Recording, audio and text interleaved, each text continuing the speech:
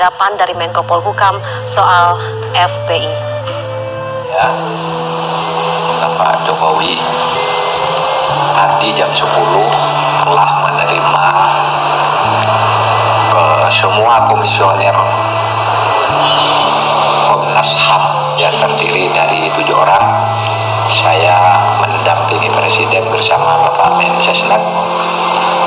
Nah, kehadiran Komnas HAM ini adalah menyampaikan secara langsung kepada Presiden tentang hasil investigasi tewasnya 6 laskar yang mengawal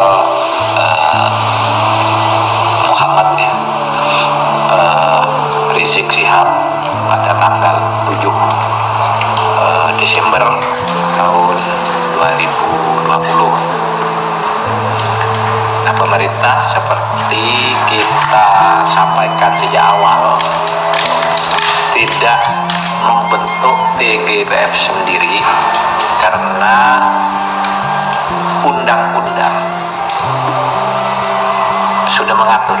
Kita punya undang-undang 2 nih tentang Komnas HAM dan tentang pengadilan HAM, Undang-Undang nomor 26 dan Undang-Undang nomor 39.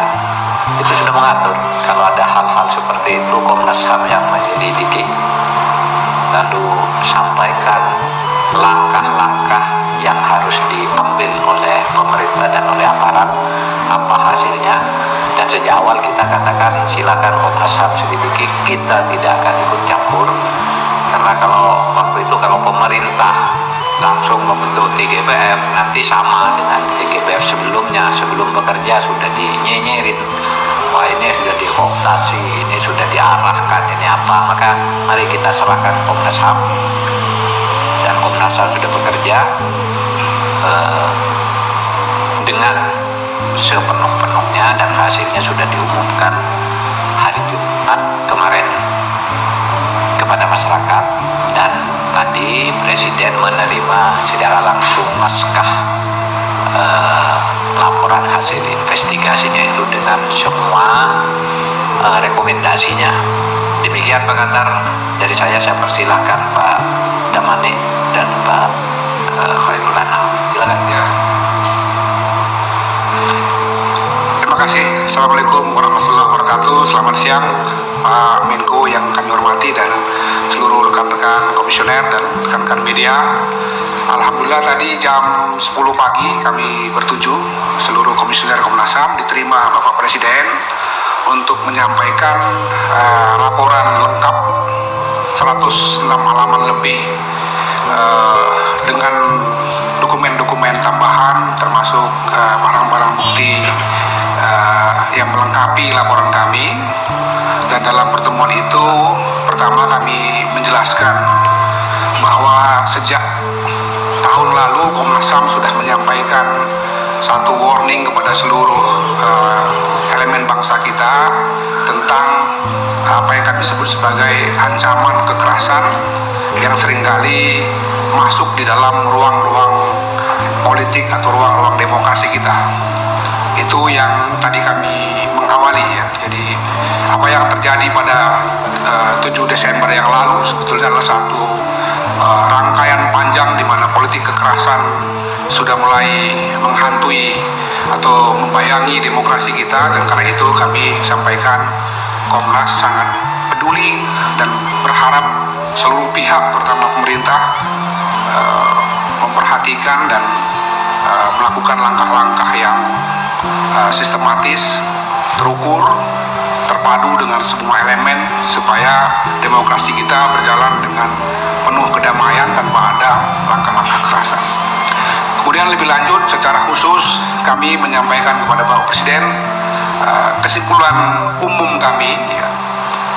Tentu nanti Bapak Presiden bisa mempelajari dengan timnya laporan yang lebih lengkap, tapi secara umum kami jelaskan ada satu proses di mana Laskar FPI memang melakukan satu langkah yang kami sebut sebagai menunggu aparat kepolisian, dan dalam tahapan dalam proses itu sesungguhnya sebetulnya rombongan kendaraan Muhammad Rizik Syihab dan keluarga sudah jauh berada di depan, tetapi kemudian di belakang ada kendaraan dari Laskar FPI yang kemudian berserempetan. Kemudian setelah itu timbul aksi tembak menembak, 2 meninggal dunia, dan setelah itu ada 4 orang anggota Laskar FPI yang kemudian juga ditemukan meninggal. Kami dari seluruh investigasi kami yang hampir 1 bulan lebih kami lakukan dengan kecermatan yang penuh, dengan didukung data-data, fakta-fakta, bukti-bukti, dan juga ahli-ahli yang kami datangkan, itu kemudian kita menyimpulkan ada indikasi apa yang kami sebut sebagai unlawful killing terhadap 4 orang itu. Lebih lanjut kami juga menyampaikan bahwa sebagaimana sinyalemen di luar banyak beredar bahwa ini dikatakan atau diasumsikan sebagai pelanggaran HAM yang berat, kami tidak menemukan indikasi ke arah itu. Karena untuk disebut sebagai pelanggaran HAM yang berat tentu ada indikator, ada kriteria, misalnya ada satu desain operasi, ada satu perintah yang terstruktur, terkomando, dan lain-lain, termasuk juga indikator repetisi, perulangan kejadian, dan lain-lain.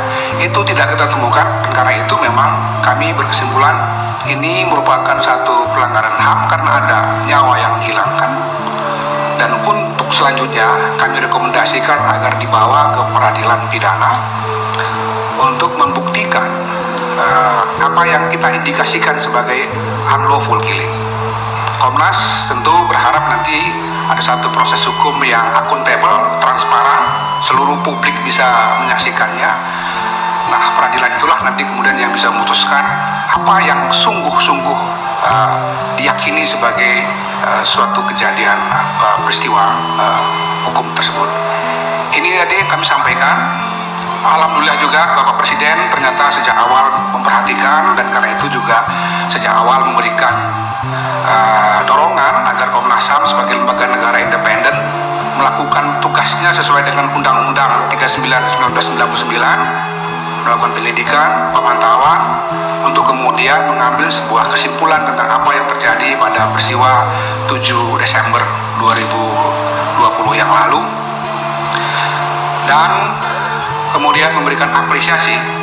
Tadi beliau menyampaikan sangat mengapresiasi kerja keras Komnas HAM, juga mengapresiasi kesimpulan yang dibuat oleh Komnas HAM, dan akan memberikan arahan yang jelas kepada Kapolri untuk menindaklanjuti rekomendasi dari Komnas HAM itu yang kami sebut tadi sebagai proses hukum di peradilan pidana nantinya. Kami sekali lagi berterima kasih kepada seluruh pihak yang telah memberikan kontribusi, dorongan, juga keterbukaan informasi kepada kami yang tidak bisa kami sebutkan satu persatu. Dengan seluruh dukungan itulah kami kemudian bisa menghasilkan sebuah penyelidikan yang mendalam. Kami yakini objektivitasnya, integritasnya, dan kredibilitasnya. Dalam berbagai kesempatan masih banyak orang yang mengatakan bahwa ini akan mengundang perhatian internasional. Saya katakan tidak, karena publik perlu tahu Komnas HAM Republik Indonesia anggota dari Global Alliance of National Human Rights Institution. Jadi ini aliansi global Komnas HAM seluruh dunia. Komnas HAM adalah anggota, kantor pusatnya di gedung PBB Jenewa. Akreditasi Komnas HAM Republik Indonesia A. Karena itu kami yakin dan percaya kesimpulan hasil penyidikan kami, rekomendasi kami juga internasional akan memberikan kepercayaan, karena tidak mungkin satu lembaga yang mereka berikan akreditasi A kemudian hasil pekerjaannya justru mereka lakukan. Jadi sekali lagi ini juga perlu dipahami sehingga publik secara luas kami harapkan mengakhiri spekulasi yang berkembang selama ini, membangun asumsi dan kesimpulannya sendiri tanpa beranjak dari fakta, data, informasi yang dikumpulkan. Mudah-mudahan peristiwa-peristiwa kekerasan seperti ini tidak berulang lagi, sehingga kita sebagai satu bangsa yang sangat plural, sangat beragam, bisa menikmati demokrasi kita dengan aman dan damai. Siapapun yang kemudian nanti dalam kontestasi politik biasa, ada yang hari ini menang, besok mungkin yang lain lagi, tapi sekali lagi mari kita hentikan praktek-praktek kekerasan, sehingga kemudian kita bisa membangun bangsa kita dengan lebih maju, lebih berkembang dari semua dimensi sosial, ekonomi, politik, dan budaya kita. Sekali lagi terima kasih kepada seluruh pihak, pada Pak Menko yang sudah bersedia juga menjadi tuan rumah konferensi pers kita pada siang ini, dan tentu saja terima kasih saya atas nama Komnas HAM pada media yang sudah bersusah payah selalu mengikuti perkembangan, kepada tim Pak Anam dan anggota-anggotanya serta seluruh komisioner. Sebagai ketua saya bangga karena 7 orang komisioner ini selalu satu suara di dalam menjalankan tugas-tugas penyelidikan dan pemantauan, khususnya untuk kasus peristiwa 7 Desember yang lalu. Terima kasih. Assalamualaikum warahmatullahi wabarakatuh.